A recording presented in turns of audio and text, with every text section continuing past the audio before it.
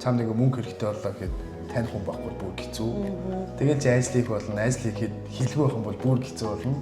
Сэтгэл зүгээ сайн бэлдээд хоёрдугаарт ирсэн л юм чи хэлний бэлтгэлээр ирж байгаа юм чинь хэлээ сайн үзээд өөрөө л хичээх юм бол хүн сурч чадах байх гэж бодсон. Сайн бацгаана уу? Gigi Talk миний YouTube-ийн контентын өнөөдрийн дугаараар манай Сумьян найз оролцож байна. Сайн бацгаана уу? Тэгээд манай энэ Gigi Talk-оор ерөнхийдөө бол манай чонжуу Солонгост амьдардаг залуус болон чонжуудайгаа залуус юу хийдэг, ямар хуу байдаг, ер нь өөрийнхөө туршлагаас хуваалцдаг тиймэрхүү контент би хийж байгаа. Тэгээд энэ удаагийн юундаа болохоор дугаартаа болохоор Сумьян найзаагаа оролцуулж байна. Сумьян найз маань болохоор одоо доктор сурдаг тийм хүн байгаа. Би тэгээд гоё асуулт асуугаад тэгээд шууд хоёулаа ярилцаад явчихъя. За тэгье. За нэгдүгээрт болохоор би одоо ерөнхийдөө би мэдж байгаа ч гэсэн манай үзэгч мэдэхгүй юм чинь те өөрийгөө ерөнхийдөө товч танилцуулаач. За намайг Батуугийн Сумьян Цэрэн гэдэг айлын 4 дахь хүүхдийн 3 дахь хүү болж төрсөн. Доороо нэг эмэгтэй дүүтэй, дээрээ 2 ахтай. Тэгэл айлын 3 дахь хүүхдтэй. За тэгээ өөр боловсралтай сургууль. Тэгээд боловсрал 2014 онд эмзэн шинжлэх ухааны их сургуульд уламж дангаа ухааны хэмжээнгээр хэлсэн ороод 2020 онд бакалавра төгсөж исэн. Тэгээд 2020 онд төгсдөг жилээ шууд магистртаа хэлсэж ороод тэр жилдээ сураад сурангаа ингээд эмнэлэгтэй зөв давхар ажилладаг гэсэн. Синдурамед гэдэг эмнэлэгт ажилладаг гэсэн. Уламж дангаа ухааны хэмжээр. Зүг. Тэгээд 2022 онд магистра төгсөөд Чонжуотын Усокти аккиуд Ханы аква чиглэлээр уламж дангаа ухааны хэмжээ мэргэжтэй доктор авах гэдэг ирээд суралцж явж байгаа. Зүг. За тэгвэл би одоо чамаа ингээд ярихад чинь нэмэлтээр ингээд асуух хүмүүс сонирхож магадгүй гэсэн юмнуудыг нэмээд асууад явчихъя. Ерөнхий мэргэжил нь болохоор уламжлалт дангаа ухааны хэмжээ мэн тий. За тэгээд тэгвэл яагаад энэ мэргэжлийг анх сонгох болсон нэгдүгээрт тэгээ хоёрдугаарт болохоор Монголд болохоор шууд ингээд сураад эмзэн шинжлэх ухааны сургуульд сураад яасан тий. Тэгэхээр тэр мэргэжлээ сонгосон процесс болно тий. Ерөнхий бага наснаас ахуулаад яагаад өөрөө тэр мэргэжлийг сонгох болсон гэдэг тий жоохон детальны дэлгэрэнгүй ярьж өгөөч. Яагаад энэ мэргэжлийг сонгох болсон гэдэг шалтгаан болох юм бол багасаа ер нь жоохон ангаах талтай дуртай байсан. Гэхдээ ингээд манай удам ч юм уу тийм манай миний мэргэжилтэй холбоотой тийм юм бол байгаагүй. Би бол баг анхных нь гэж хэлэхэд болно. Гэхдээ сувлагчнаар бол байсан ихэнх талтай юм бол их юм уу. Тэгээд ер нь ангаах шилж орж явахдаа ач ангаах ухааны их сургуульд 9 сарын 1 болоход бол ордоо шүү дээ хүмүүс. Тэгэхэд ач ангаах ухааны их сургуульд орчоод тэгээд нэг юм хөгжилтэй түүх болсон. За. Тэр ерөнхий мэдслийн ангид орчоод тэгсэн чинь Шавын бол гэдэг нэг багш маань лекц тавьж байсан байхгүй ач ангаах ухааны сургууль. Тэгээд тэр багш маань лекц тавьж байхад нь би ингээд сонсч байсан чинь ганцаараа ингээд ягаан цамцтай очсон халаад өмсөөгөө. За. Тэгээд тэгсэн чинь чи яагаад ингээд бүх ингээд ангаахт орох байгаа оюутнууд ингээд халаадаа өмсөж явах чи яагаад ганцаараа халаадгүй байгаа гэдэг тэгдэг байхгүй. Тэгээд би тухайн үед тэгээ юм хэлж чадаагүй угаас авч амжаагүй болохоор энэ сургуульд орно гэж мэдээчгүйсэн. Тэгээд дараагаар нь энэ сургуульд орохоо боллоо гэх тэр багш тэгтээ ангаах ухааны уламж дангаа ухааны доктор профессор академич хүн байсан. Тэгээд Монсод за ингээд ер нь тэр хүний лекцийг сонсчоод Монс ангаах ухаан ингээд Европ болон уламж дангаа ухаан хосолсон ингээд тэнгуут нь эмзэн шинжлэх ухааны их сургуульд орсон. Яагаад эмзэн шинжлэх ухааны их сургууль нь яагаад тэгж нэртэй байсан бэ гэхээр өмнө нь болохоор Монс гэдэг нэртэй байсан. Зүг. Монс гэдэг нэртэй байжгаад магадлал итгэмжлээд эмзэн шинжлэх ухааны их сургууль болж өөрчлөгдсөн. Зүг. Бид нар ч яг нэг Монс гэдгээр нь мэдээд Монс гэдгээр нь мэддэг. Тийм эмзэн шинжлэх ухааны их сургууль. Зүг. Тэгээд яасан. Тэгээд дахиад яадаг вэ хөөе. Лекцэндээ сууд юм Монсод. Лекцэндээ суудсан чи яг нөгөө багш дахиж орж ирээд би яг нөгөөд нэг өчигдөр тавьсан лекцийнх нь Маргааш нь дахиад нөгөө цамцтайгаа очсон чинь намайг дахиж Дахиад дуудаад таниад тэр ягаад цамцтай залуу ягаад халаад аваагүй. 9 сарын 1-нд дуудлан халаад өмсөх баяр гээд бүх хүүхдүүд халаад өмсдөх. Тэгээд би яг тэр баярт нь оролцож чадаагүй. Аль сургууль нөгөөсөө ингээд чи ингээд тэнцээ орох хэрэгтэй гэдэг. Хоёулаа тэнцсэн байсан. Тэгээд эхний өдөр нь сонгохтой хийгээгүй байж байгаа. Эхний өдөр нь тэгвэл ач дээр очиж суух хичээл суучаа. Хоёр дахь өдөр нь болохоор монстер очиж хичээл суусан юм уу те? Ягаад ач дээр суусан шалтгаан нь ачид болохоор манай 10 жилийн ангийн 2 хүүхэд цуг байсан. Тэгээд найзтай хамт орох гээд Тэгээд найзтайгаа хамт ингээд сурчий гэж бодоод гэсэн чинь миний сонирхлыг уламжлан авахын татаад тэгээд тэр чиглэл рүүгээ ингээд монслоо яваад. Зүг. Сурсан. Айгу гоё мэрэгчтэй айгу гоё санаад ингээд дуудаад гэсэн. Тэр багш амар чамаасаа мэддэг үү те? Тэгээд дараа нь хичээл орж байгаад би ингээд багшаас асуусан чинь багш угаасаа амар олон мянган оюутнууд ингээд таныг мэддэг болохоор наа ингээд анзаарахгүй сте үзсэн. Тэгээд ингээд хичээл орж байгаад багшаас асуугаад гэсэн чинь надаа ингээд амар гоё тийм нэр өгдөг байхгүй. Уламжлан анхаахны хичээл ингээд орж исэн чинь гизэг тих тэнгэр гэдэг. Би нөгөө тухайд гизэгтэй байсан. Тэгээд гизэг тих тэнгэргээ зүгээр нэг тийм одоо хичээл хийдэг байхгүй. Хичээл үздэг. За. Боломжлолт одоо ингээд төвдөөс ингээд маа ингээд хөрвүүлэг үздэг. Тэр хичээлийн дундуур ингээд тийм нэг хүний нэр гараад тэгээд тэр хүний нэрээр ингээд тэгээд тэр хичээлийнхаа нэрийг гизэг тих тэнгэр гэдэг хичээл байдаг. Тэрийгээр нь чамайг нэрлэлсэн юм байна те. Хичээл гизэг тих тэнгэр гэдэг хичээл биш тэр нөгөө нэг зүгээр улам санахын сөөр онлын дунд ордог тийм хүний нэр. Хүний нэр зүг нэг тодорхойлтол юм байна те. Ерөнхийдөө зүг. Бурхны нэр гэх юм уу? Зүг. Ямар сонирхолтой юм. За тэгвэл нь штэ дараагийнх нь асуулт болохоор би чонжууд Солонгосыг яагаад сонгосон? Хоёрдугаар чонжууд ирсэн түүхээс хуваалцаач гэж асуумаар байна. Чонжууд ирсэн түүх гэх юм бол манай сургууль нөгөө нэг Усоктэй аккүтэй нөгөө нэг юу байсан? Шиблдэг байсан. Юу? Аль сургууль ч? Эмзэн шинжилгээ ухааны сургууль. Усок тэгээд Дээгүүдээ хааны сургууль бас байсан. Тэгээд аль сургууль руу үхвэ гэж бодож байгаад маа сургууль бас Солонгост ранкаараа жоохон өндөртөө ордог байлаа. Усок University гээд хааны аккугаараа чиглэлээ. Уламжлалт ангаах ухаан. Тийм.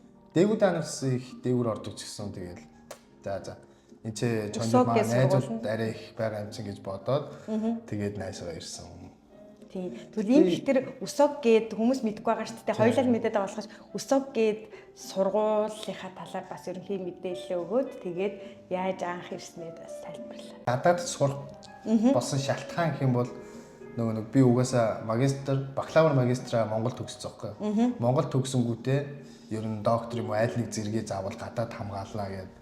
Тэгээд хоёр орон бодсон юм. Тэрнийх нь нэг нь болохоор Хятад, нөгөөх нь Солонгос байж байгаа. Тэгээд Хятад руу явах гэсэн чинь заавал HSK хэрэгтэй гэдэг. Тэнгүүт нь за тэгвэл Солонгос руу ингээд юу гэсэн виз мэдүүлээд үзье гээд мэдүүлээд тэгсэн чинь гарцаа. Тэгэл амархан шийдсэн юм тийм. Яг амархан бол бишээсэн баха. Тэр чинь 44 оюутан виз мэдүүлэхэд 21 оюутан. Тийм үү. Танай сургуулиас тэгж хүүхд ингэж материалаа бүрдүүлэх үү? Сургуулиас бас өгсөн. Тийм үү. Одоо сургуулийн Усок гэдэг их сургуулийн одоо урилга ирээд ингээд виз өгж байгаа гэсэн үг шүү дээ. Тэгээд тэрийг ерөнхийдөө илэрэнгүй яриул одоо яаж Монголд ингээд зөндөө бакалавр ч юм уу магистраа төгссөн хүмүүс байгаа шүү дээ. Тэд нар яаж ингээд аплай одоо сургуультай юм явуулаад ямар ингээд процессор явсан бэ гэдгээ бас анханаас нь хэлээд өгвөл. Процесс нь болохоор ингээд мэдээлэл авсан хүн болохоор манай сургуулийн Солонгосын багш байсан. Уунцэг гэдэг манай багш ингээд сургуулиудаар ингээд жуулчлаад явуулдаг. Тэр багштай ингээд харилцаад тэгээд чинийх бол найсаа юм өгч болох юм байна, материал өгч болох юм байна гэдэг. Тэгээд материал өгөөд. Тэгээд тэмцлээгээд.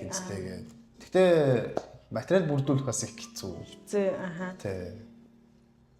Докторт болохоор илүү хэцүү нь яаж юм? Ямаргүй байдлаар одоо материалын Монголд чи бүрдүүлж байгаа юм хэцүү гэсэн үг үү те? Бүрдүүлэх материал нь жоохон хэцүү. Хэцүү л гэж бодсон. Хэцүү л гэж бодсон. Тухайн үед л айгүй хэцүү санагдчихсэн юм байна те. Агуудаа байсан болохоор. Тийм юм уу те. Юу тэгээд Солонгос хэлний оноо шаардсан уу? Жишээ нь ингээд хүн хүний кейсэн дээр ингээд өөр агаад байгаа шүү дээ. Минийх дээр болохоор ингээд би чинь болохоор бүр хэлний бэлтгэлдээ 10 хэдэн жилийн өмнөөс ирсэн болохоор эндэд оноогоо аваад сургуультаа ороод явцсан. Тэгэхээр бас сонирхож байгаа хүмүүс болохоор дүүнэр байгаа шүү дээ. Тэд нар маань болохоор Монголд бакалавра төгсчөөд шууд хэлний оноогүй ингээд орчин хэл мэдгүй гэсэн юм байна. Эсвэл солонгос хэлийг чи бакалавртаа байхдаа сурж ирсэн гэсэн нэг тиймэрхүү талаар. Тийм. Маа сургуулиболохоор нөгөө яг эми үйлдвэр талдаа ингэ шийдэлдэг байхгүй. Тэгээд яг эми үйлдвэр талдаа болохоор 2 дээр 2 хөтөлбөртэй. Монголд 2 жил, энд 2 жил байдаг байхгүй. Тэгээд эми үйлдвэрийн оюутнууд болохоор Монголдо хичээлээ үзээд топгийн оноогоо аваад ирдэг болохоор тэднэд гайв байсан гэж магадгүй. Би болохоор энэ ч шууд хэлний бэлтгэлдээ ингээд суугаад ирсэн. Хэлний бэлтгэлдээ суух гээд ирсэн байхгүй. Эхлээд хэлний бэлтгэл. Бүр анхнаас нь суух. Тэгээд тэгж ирсэн болохоор үнэн жоохон хэцүү байсан. Монголдо хэллээ үзчихэд найшгаа ингээд сурах гад ирэх юм бол хамаагүй амар юм санагдсан надад. Тэгээд левел 3-аа үзээд ер нь дуусаад үнцэн англи руугаа шууд ингээд маа сургууль ингээд оруулах боломж өгснөө тий. Зүг. Бас өөр юм биш үү те. Сургууль болох нь одоо ингээд бас үзэгч ингээд харж ивэл хэлний бэлтгэлдээ энэ сургуультай хэлний бэлтгэлд явж хагаад тэр сургуультай мэргэжлийнхаа ангид орох юм бол айгүй гайгүй 3 дугаар левел юм уу 4 дугаар левелээс шууд авчдаг. Өөр сургуульд одоо жишээ нь УСОГ гэж сургууль хэлний бэлтгэлд сурж байгаа Чомбуг гэж сургууль руу орё гэх юм бол заавал топик оноо шаардаад байдаг нэг тиймэрхүү юмнууд бас байдаг. Тэгэхээр та сургуулиас яг л адилхан юм байна тийм. Яг анх ингээд хэлний бэлтгэл сурсан сургуульдаа сурах юм бол арай нэг чам талтай нааштай болов. Тий. Ер нь бол. Тэгэхээр танай сургуулийн үед бас тийм байна тий. Тэгэхээр танай сургууль чинь одоо доктор, магистр эдэр дээр хэдэн жил байна? Ямар үе шатлалтай явж байгаа вэ? Магистр доктор болохоор яг 2 жил хичээл үзэх нь? Тий, 2 жил хичээл үзээд тэгээд диплом бичгүү эсвэл судалгаа хийх үү гэдэг 2 тал угаасаа нөгөө магистрт орж зэргийн хүмүүс тэгэж ордог хгүй сонголтоо хийгээд ордог шүү дээ. Тийм үү. Танах гэхдээ ийм байна тий. Нөгөө ангаахын чиглэл учраас судалгаа хийн гэхээр арай өөр юм ярьж байна тий. Би болохоор угаасаа ангаахын чиглэл болохоор заавал судалгаа хийж ээж зэрэг ахиулах хэрэгтэй болоод тэгээд туршилт хийн гэсэн үг бод туршилт хийн гэсэн үг тий. Өөрийнхөө юугаар мэргэжлийн талаар одоо сургуулийн лабораторидоо хагсын явгуу одоо оюутны судлаач оюутан гэдэг юугаар явдаг. Лабораторид одоо ингээд байнга анхны судалгаа хийгээд. За тэгүүлээ штэ те. Сумя чиний хувьд хичээлээ одоо дууссан байгаа юу? Нийт хэдэн кредит үздэг вэ? Дээрэс нь одоо яг судалгаагаа хийхдээ сургуультаа ингээ ажиллаж гин үү? Яаж ин гэдгээ бас. 4 семестрт 9 кредит гэдэг чинь 36 кредит ер нь үзсэн. Тэгээд дараа нь шууд шалгалт өгөх үү? Шалгалт өгөх үү? Тийм, чуашиг юм өгсөн. 4 төгсөлтийн шалгалт. Тийм. Тэрэн дээр магистрийн хүүхдүүд болохоор 3 шалгалт өгд юм билээ. Докторийн болохоор заавал 4 шалгалт өгдөг. 4 хичээлийн шалгалт. Тийм. Тэр шалгалтаа бэлтгэл нэр амар жоохон хэцүүсэн. Нэг яаж яхад Монгол нэг ээж жоохон өвдөөд тэгээд Монгол ээжийг нэг 2 сар ингээд шухуу хараад эмнэлэгт ингээд харж байж байгаад наашаа ирээд яг шалгалт ингээд төгцсөн бүр яг 7 хоногийн зайтай яг 4 шалгалт бэлдээд гэтээ азал тэнцсэн дөрүүлэнд нь өдөр шөнөгүй цуусан. Тийм үнээр хэцүү байсан гэл. Өөр хэлээ бид нар чинь ингээ монголоор л мэргэжлийн хичээл уншиж хичээлхэд ямар хэцүү байдаг үлээ дээ. Тэгэхээр яг солонгос хэлээр, гадны хэлээр би болохоор 2 хичээл англиар, 2 хичээлээ солонгос хэлээр өгчсөн байхгүй.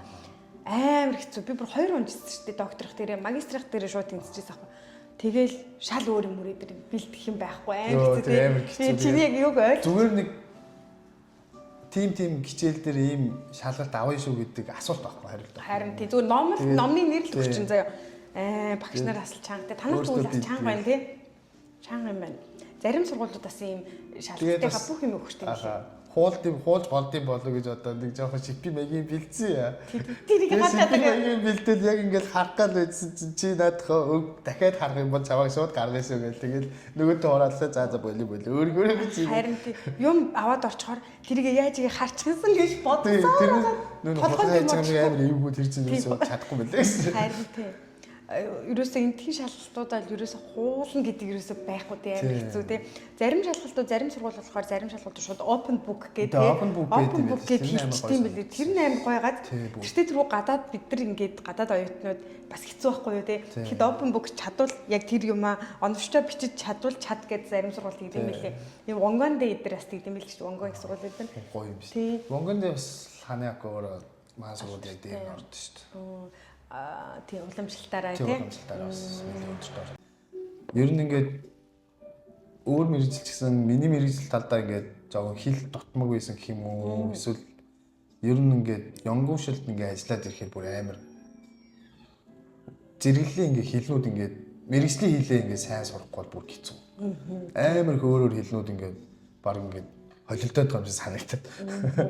Монгол тийм нөгөө биднийх чинь миний мэрэгжил эдгээр чинь гайгүй шүү дээ бизнес чинь ер нь хийдэг гайгүй амьдрал байдаг хэлнүүд яадаг чиний мэрэгжил чинь яг бүр амар нарийн судалгааны мэрэгжил болохоор өгнүүд амар хэцүү байх би нэг орчуулга хийж агаад мэдсэн байхгүй нэг инженер ирээд пүү шүнжэнгөөс уусч би нэг хідний үүдэлсэн нэг сургалтын юм хийх гэж амар хэцүү юм байлээ тэгэл нөгөө баг инженерээс асуугаад нөгөө хүмүүсээс орчуулга хийж хүмүүсээс асуугаад одоо хүртэл тэгэл ер нь суралцаал байж энэ да харин тийм ээ тэгээд би бүр чамраа бахарч байна. Ялангуяа ийм би ч одоо докторийнхоо диплом бичсэн шүү дээ. Тэгэхэд минийх чинь гайгүй заяа хүмүүсээ судалгаа аваад ерөнхий юмнуудаа хийгээл тэр судалгааныхаа юмнуудыг сайхан бичээл болоо заяа. Чинийх болохоор чи ингээд яг өөрөө гараар тушилт хийн дээ. Тийм гартаа ажиллагаа ер нь их хийдэг. Тэр тэрийн хадлаа бас гоё сонирхолтой. Бид нар одоо би имиж гэсэн сайн мэдэхгүй байхгүй мэрэгжил юм шиг болохоор яг лабораторид ямар туршилт хийгээд юуны үр дүн гаргаж диплом гардаг нь болохоор бидрээс шал эсрэг заяа. Бид нар ч юм болохоор нэг онол тавьчих штэ. Тэр нь тэрэнд үйлчлэн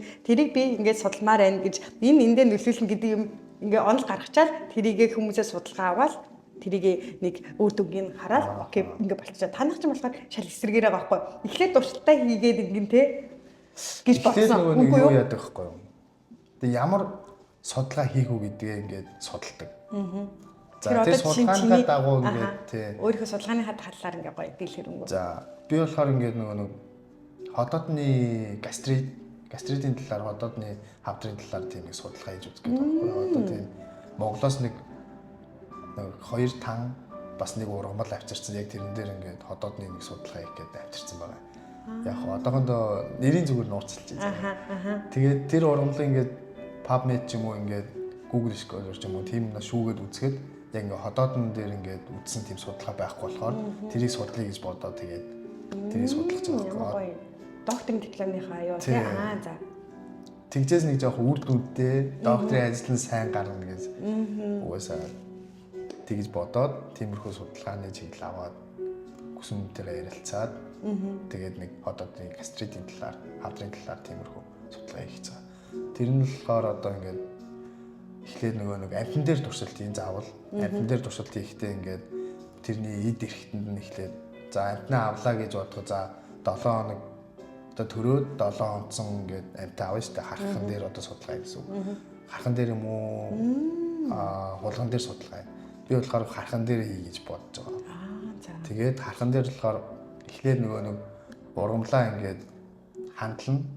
Ханд бэлдээд тэр одоо хандаа хэдэн граммаар яаж тохируулж өгөх хүн уудаг хэмжээ, амьтан уудаг хэмжээ өөр болохоор ингээд амьтны хэмжээнд тохируулаад тэрийг нэг одоо судалгааны рапортууд юм уу тийм судалгааны нүмүн уншиж хагаад тэр ингээд хүний судалгааны чиглэлээр ингээд энийг ашиглана гэдэг тийм зорилгоор ингээд тэр системгээ юу гаргахын план гаргаж байгаа. Судалгааны төлөвлөгөө ингээд гаргаж агаад одоо тэр өдөр ингээд тэр амьтныг ингээд одоо юу гэх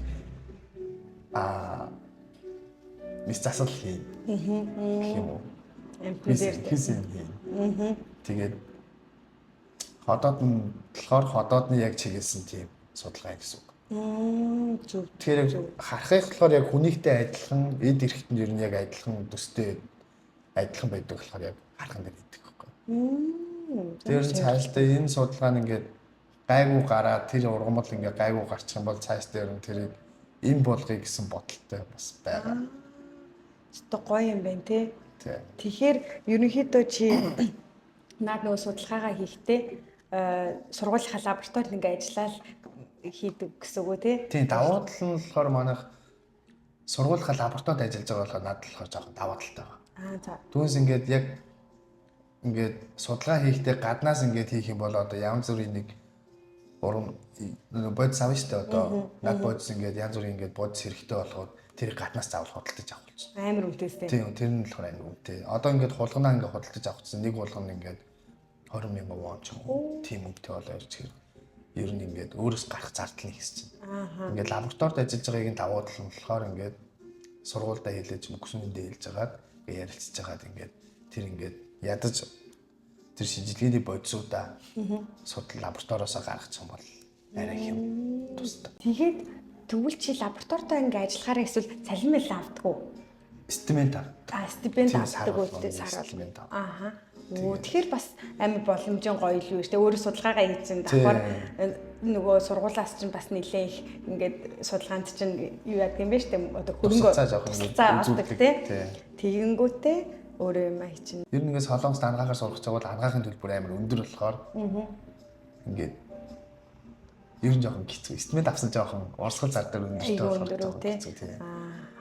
Би одоо яг ингэж асуух гэдэг юм л да чамаас гадаадд заяа ялангуяа ингэ мэрэгчлэрээ бакалавр хийсэн мэрэгчлэр чи илүү гүнзгэрүүлээ гэдээ ирсэн маа шүү дээ. Докторт сурахад нэгдүгürt хувь хүнээ талаасаа бэлдэх юм юу байдаг вэ? Хоёрдугаарт ингээд хамгийн хэцүү зүйлсийг нь бас хүмүүс ингээд оюутнуудад ингээд хэлэхээр дандаа гоё юм ярьчихдээ штэ. Айгүй гоё байдаг амархан штэ гэл ирээл ажил хийгээл мөнгө олчихно гэл дандаа тэгэж ярьдаг штэ. Тэр би эсрэгээрээ хэцүү талын яриасаа гэж хүүч мэдгүй ирчингүүтээ ийм хэцүү байсан юм гэж бүх найзууд маань тэгдэг байхгүй.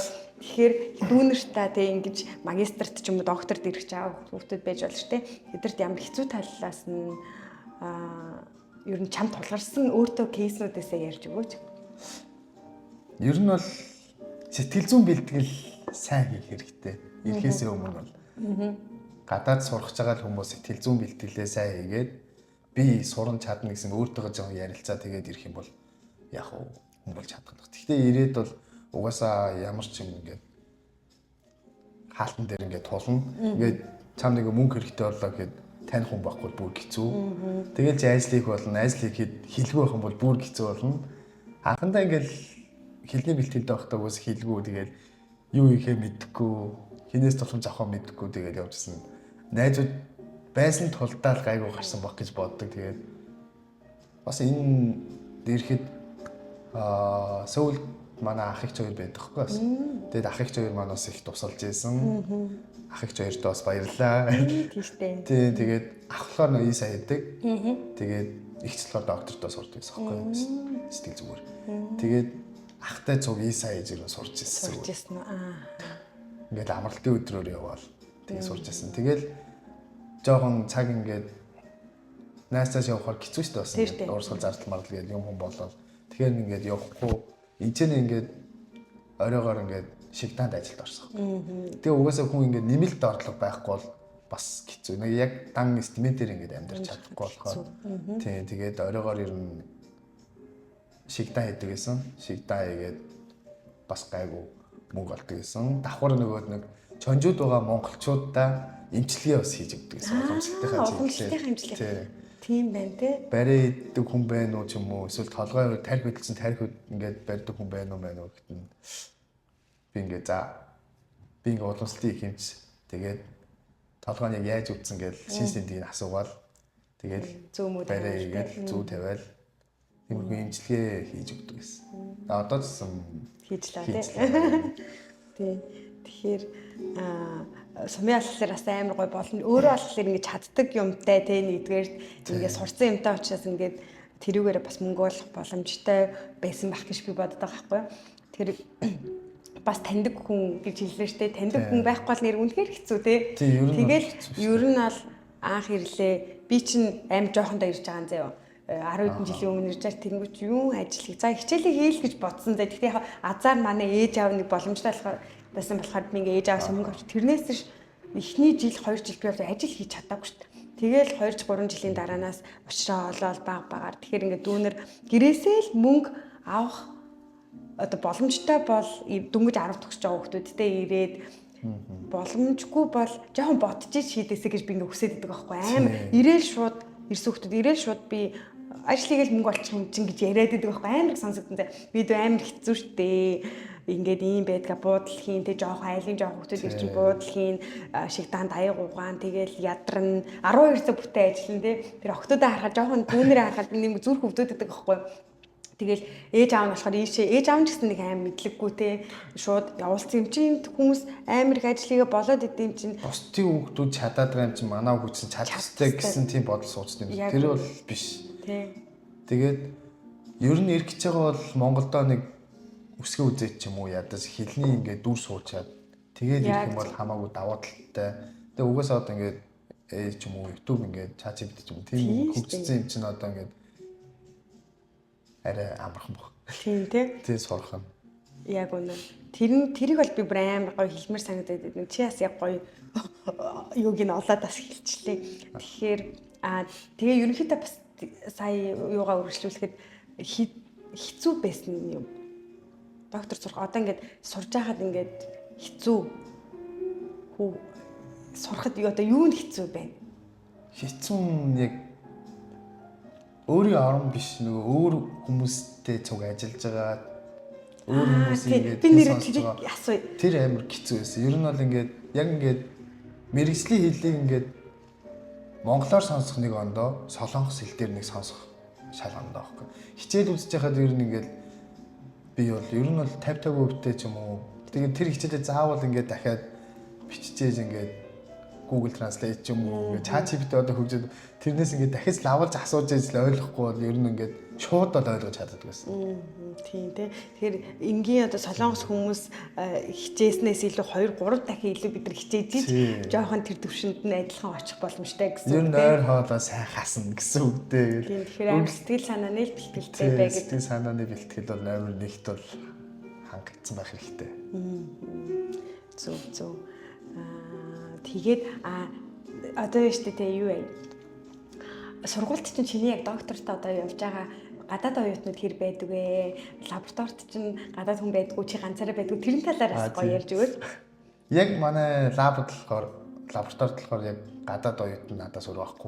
Ганцаараа. Тий ганцаараа яг хоёр багсаа байгаа. Хоёр доктор. Тэр нь болохоор солонгос хоёр хүн. Сая сүүлд нэг шинэ ажилчин нэмэгдэж тэр нь болохоор бас солонгос. Дандаа солонгос хүмүүстэй. Ганцаараа тэгвэл ганцаараа гадаад тэ сургуульд, лабораторид ингээд ажиллахчаас аим мундаг байгаа хгүй юу? Ер нь л аим хэцүү шттэ. Тэгэхэд бас хэцүү тулгамддаг ямар асуудал хэл үү? Эсвэл өөр юм уу? Ер нь ойлголцохын үед бол энгийн ярианууд ингээд ойлголцож шít бид нар ингээд яг уу яриад ингээд ойлголцоод тэгнэ.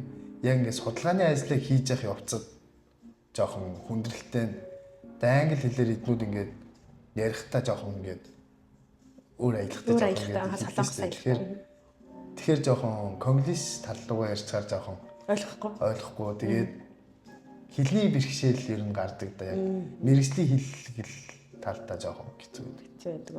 Тэгээд тулгамдсан тийм яг ойр зуурын одоо нэг энгийн нэг харилцааны нийгмийн харилцааны тийм юм бол асуудалгүй мөртлөө яг судалгаа хийж явах тал нь тийм жоохон хүндрэлтэй санагддаг гэсэн.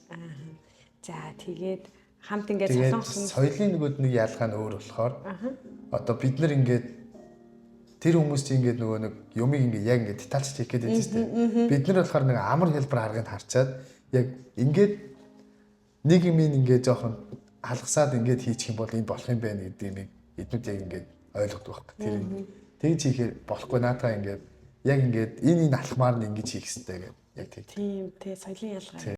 За тэгвэл сумбя нөгөө нэг ингэж байгаа шүү дээ. Докторт энд чи ингээд сурж байгаа шүү дээ. Тэгэхээр бидний мэргэжил болохоор ерөнхийдөө эндээ төгсчих юм бол докторч байсан, бакалаврч байсан, магистрч байсан төгсчих юм бол ажлын байр амар сайн боломжтой ер нь англи хэл ч юм уу солонгос хэл нь сайн бол тэгэхээр чиний мэргэжлийн хувьд ямар байна гэж ямархуу байдаг вэ? Суул тал ч юм уу давуу тал.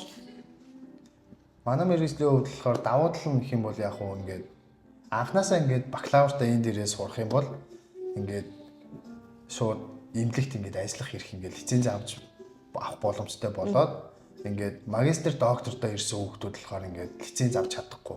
Анханасаа сураагүй болохоор ингээд ерөнхий ингээд юугаа ингээд авч чаддгүй.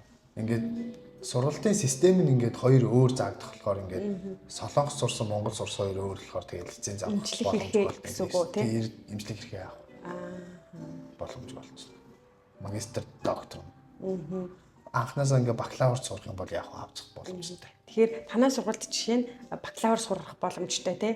Өөртөө яах одоо ерөнхийдөө үзүүлэлт нь бас байдгүй. Зарим нь одоо Чомбугийн их сургалт гэхэлэр эмчээр гадаад оюутан авдаггүй гэдэг байхгүй. Тэгэхээр уламжлалтын танай сургалт гадаад оюутнууд авдаггүй. Ер нь шалгуур өндөртэй тэр топ оноо 5-аас дээш 6, 5 6 тавьж заавал ер нь бол авах боломжтой. Тэгтээ бол боломжтой юм байна тий. Ааха. Зөв. Тэгээд ажилд орох боломжийн талаар ярьж өгөөч. Ажилд орох боломж нь болохоор манайх ингээд одоо магистр докторийн бакалавртаа сурч чадаагүй хүмүүд байгаа сте. Одоо эмнэлэгт ажиллаж чадахгүй болчихж байгаа юм чинь бид нар болохоор ингээд янгуйшил лабораторид ажиллаж байгаа болохоор лабораторигоо чиглэлээр ингээд өөр газар ингээд ажиллах боломжтой. Лабораторид ажиллах боломжтой. Лабораториудаар ингээд судалгаа шинжилгээний багш маа тий нэг гоё юу их сургуульд бас багшлах хэрэгтэй. Тэр нь бас их гоё санагдсан. Гэтэ хэлний оноос өндөр байжээж ер нь. Тий F2 эдэр виза авна гэсэн. F2 виза аваад. Тэгэхээр тэр чинь заавал топ их өндөр тий. Тэгэхээр боломжтой л юм байна. Өөрөө л сайн хичээж чадвал тий. Хэл ус ингээл мэс цас гэдэг шиг тим хилтэй байжээж л. Уус нэг хүний амьтаа ингээд харьцуулагддаг мэрэгжил болохоор ер нь жоохон шалгуур өндөртэй. Шалгуур өндөртэй. Зөв. Тэгэхээр дүүнэртэй бас ер нь хэцүү байдлыг нь л сайн. Тий. Тэгээ ер нь эмчнэрийн чинь нэг хөлн шоронд нөгөө хөл нь гадна гэдэг шүү дээ. Тэгэхээр чи мэрэгжлийнхаа талаар бас жоохон гоё дэлгэрэнгүй ярил. Одоо Монголд бакалавртаа юу сурж исэн, магистртаа ямар байсан. Тэгээ Солонгост ирсэн чинь докторт орсон чи ямар ер нь өөр юмнууд байсан уу? Яг одоо чиний юу лээ уламжлалт даангаах ухаан гэхээр яг юу сурдаг вэ гэсэн ерөнхий бас гоё мэдээлэл өгөөч. Одоо бол яг уламжлалт даангаах угаасаа хөгжиж байгаа үе болохоор энэ судалгааны ажлууд их байдаг. Тэгээд ер нь Монгол Солонгостой харьцуулахад монголчууд болохоор төвдийн ангаах ухааныг төвд буюу энтэг ангаах ухаан бас ингээд цуг давхар ингээд судалдаг. Солонгос болохоор ингээд хятадын ангаах ухаан ингээд ханны хагва гэдэг нь болохоор нэг хятад ангаах ухааны үндэслэлтэй гэж яригд юм билээ. Тэгээд тийм болохоор ингээд арай нэг жоохон өөр ингээд махбод ингээд юуныхын талаар ингээд хоёр өөр юм билээ. Ойлголт нь жоохон өөр. Жоохон өөр. Ер нь бол тэгээд төстэй юмнууд бас олон. Монгол магистрийн хамгаалалтаа би ингээд нөгөө нэг судар ном хөрвүүлэг талаар ингээд хамгаасан байхгүй юу. Тэгтээ ингээд өөр судалгаа шинжилгээ ч юм уу амтан дээр туршилт хийгээд хамгаасан бол хамаагүй надад давуу тал болох юм лээ. Энд дээрээ. Тэгэхгүй нөгөө нэг лабораторид ерөөсөө ажиллаж үзэж байгаагүй шууд ингээд лабораторид ороод тэгэхэд бүр амар бас хүндрэлтэйсэн. Магистрийн хамгаалалтаа ингээд амар гоё өөрөө ингээд яг гоё ингээд бичлэн ингээд эмнэлэг зүүн судалгаа юм уу клиник судалгаа тийм судалгаа хийх бол тэрийг ингээд өөрөө ингээд сайн бодох хэрэгтэй юм л. Цаашдаа дараа нь би гадаад сурах уу энэ төр гэдгээ сайн бодож ийж хийвэл гэж тэ. За тэгээ ерөнхийдөө бол мэрэгжлийнх нь докторийнх нь юун талаар ерөнхийд мэдлэг авлаа. Тэрнээс бид нар ч нөгөө мэрэгжлийн юу биш болохоор яг хийлж сайн мэдгүй юм байна. Ерөнхийдөө нэг 100 өмөө тавьдаг байх гэсэн гэж бодоод баримаар хийдэг л гэж бодоод байна. Тэгэхээр найз нь болохоор чамайг нууц биш л ирээдүйд одоо ямар сургуулаа хизээд өсөх бодол одоо төлөвлөгөөтэй байгаа вэ? Төгсөөд ямар юутай байгаа вэ? Төлөвлөгөөтэй байгааг энэ асуумаар санагдаад. За. Ер нь бол хуучин ажиллаж байсан газраас нийгмийн даатгал одоо бол ингээд төлөө явдаг. Тэгээ Монголдо очиод тий багшлах юм уу эсвэл хуучин эмнэлэгтээ эмчээр үлдэх тийм ажлын байр угаасаа бэлэн байгаа. Тэгээ ер нь энд ингээд энэ жилдээ багтаад ер нь төгсчихье гэсэн бодол байгаа. Тэгээд яг би яаж хийчээснээс тэр бол шалтгааллах баг. Энэ жилдээ багт чадахгүй бол дараа жил төгсөн л гэж үзэн дээ. За тэгээд нэрээ одоо виз нь болохоор докторийн визээрээ л байгаа юу те? Тий, ер Докторийн нь виз. D2 визээр. D2 визээрээ.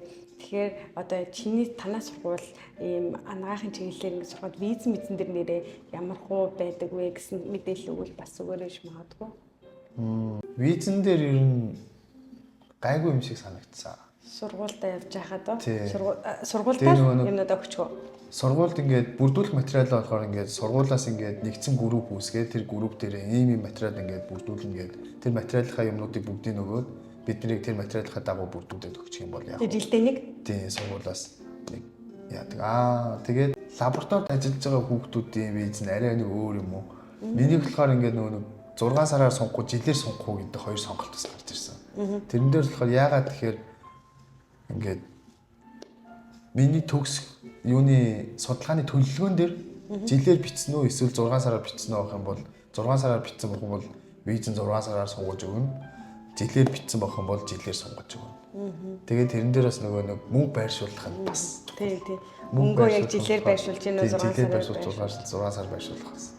Тэгэхээр ерөнхийдөө яг сургуультаа яваад дүнэнд гараад яг лабораторидоо нөгөө тодорхойлт нь гарч байгаа нөхцөлд бол гайгүй визэнд бол асуудалгүй сургуулаас нь ингэж явуулж өгч байгаа болохоор гэсэн үг үү те. Тийм сургуулаас нэгдсэн журмаар ингээд виз сунгаж өгч байгаа болохоор ингээд ер нь бол гаймаг сунгагдчих. Тэгээ өөрөө ингээд би ингээд иммиграшн дээр ч сонгуулчих гэсэн чинь багш яах юм бэ ингээд бид нар ингээд нэгдсэн журмаар сунгаддаг болохоор сургуульдаа өгөө тэгээ сунгуулаа. Тэгээ зүг.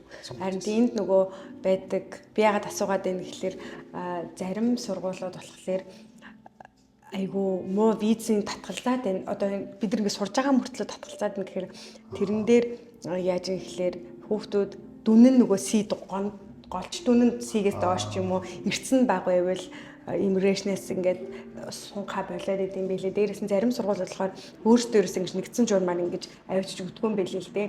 Тэгэхээр танаа сургууль бол яг тэрэн дээр бол айгу сайн ажилт юм байна те. тий виз татгалцсан бас нэг кейс бас байгаа. Ер нь татгалцсан кейснүүд бас байгаа. Яагаад гэх юм бол тэгээд дүн бас чухал. Дүн чухал те. Тий ер нь бол дүн чухал. Тэгээд гол нь хичээл таслахгүй бас тийм хөвөний шалтгаан өөрийнх нь нөгөө хариуцлагаас бас нэг тийм харсан бас байх. За тэгээ одоо штэ би болохоор ингэ чиний ингээд туршлагаас те чиний ингээ одоо энэ өндөрлөгөөс гэдэг шиг мэрэгчлэрээ ингээд мэрэгчлээ сонгож байгаа дүүнэртаа те яагаад одоо хэрвээ уламжлалт дангаахыг сонирхож байгаа хүүхдүүд үзэж магадгүй шүү дээ.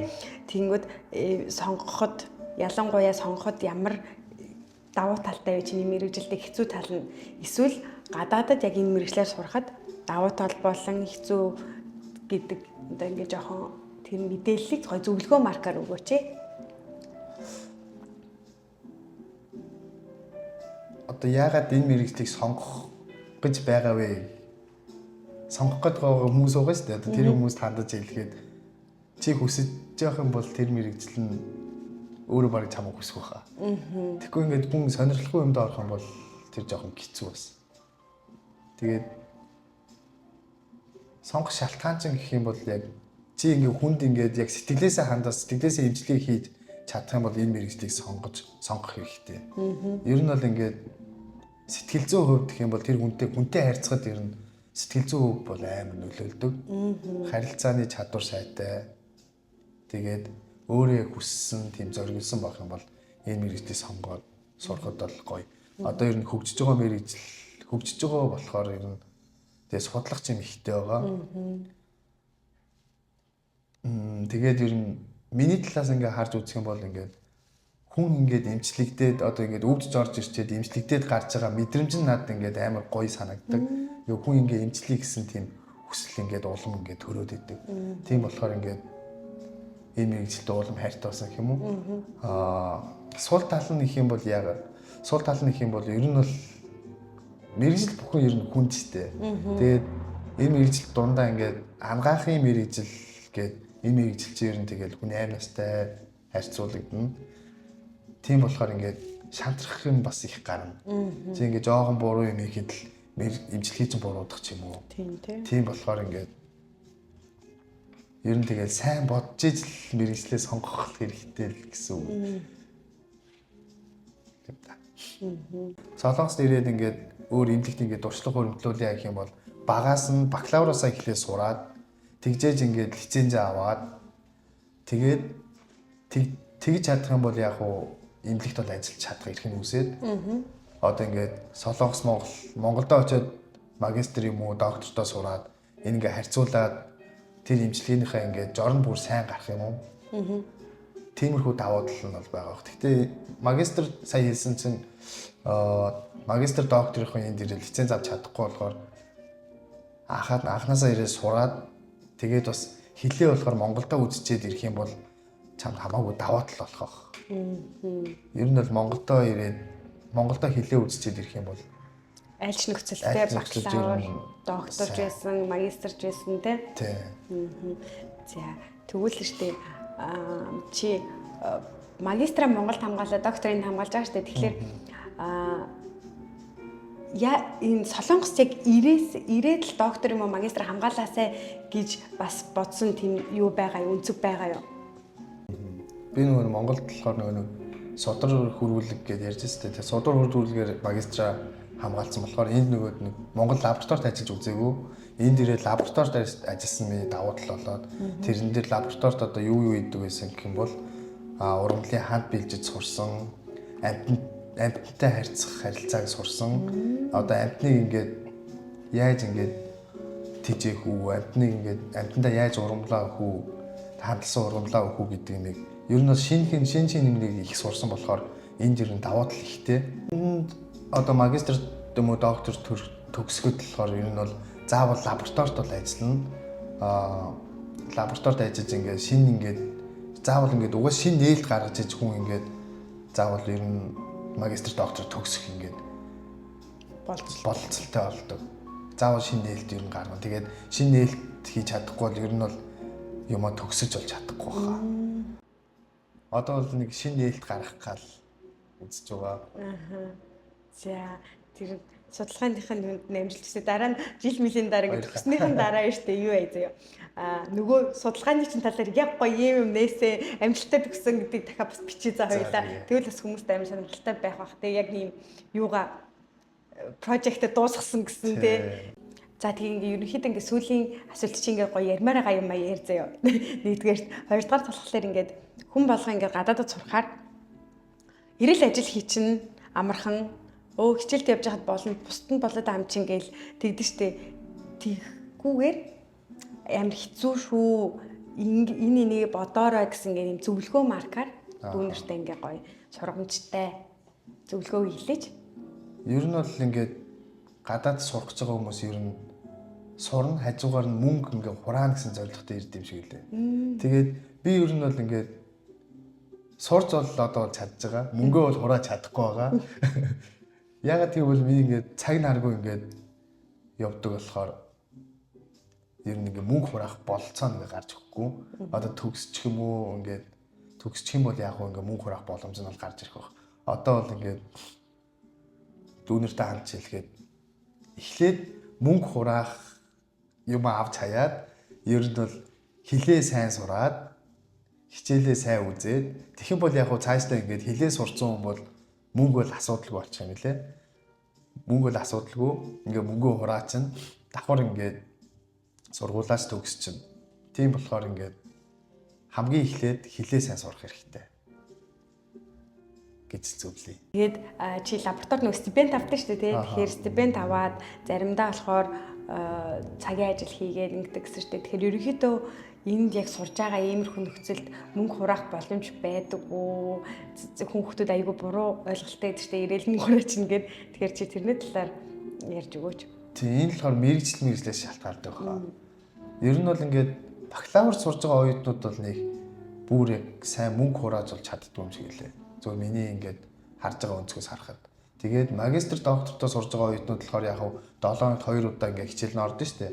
Тийм болохоор ингээд яг 5 өдөр найзлаад 2 өдөр хичээлээ үзээд тэгтээ бол мөнгөө бол арай гайгүй нөх хураагаад тэгтээ сургалт тэтгэлэг аваад чадах юм бол бүр сайн хураагаад тэтгэлэг авч чадахгүй бол ер нь тэгээд сургалтын төлбөртөө зарцуулаад хэрэглээндээ ингээд зарцуулаад яг л тэгээд харагдсан тийм болохоор ингээд нэгдүгээр сэтгэл зүгээ сайн бэлдээд хоёрдугаарт ирсэн л юм чи хэлний бэлтгэлээр ирж л байгаа юм чинь хэлээ сайн үзээд тэгээд гуравдугаарт гэх юм бол өөрөө л хичээх юм бол хүн сурч чадах байх гэж бодож байна.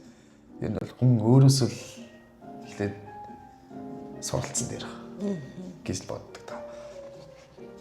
За тэг өнөөдөр над дээр тэ миний энэ контентыг дэмжиж ирээд яриа өгсөн найздаа баярлаа. Тэгээд ирээдүйн докторийн судалгаанд амжилт хүсье. Хариун сайн гараад амжилттай гоё сургуулаа төгсөө докторийн зэрэгээ хамгаалаад ирээдүйд Монголд очиод хий гэсэн юмнууд бүгдээр гоё болтугай гэж өрөөе. Тэгээд баярлаа. За бас найзгаа өндрөөр үнэлээд ингээ контентод оролцуулаад ингээ ярьцлага авсан найздаа бас баярлаа. Баярлалаа.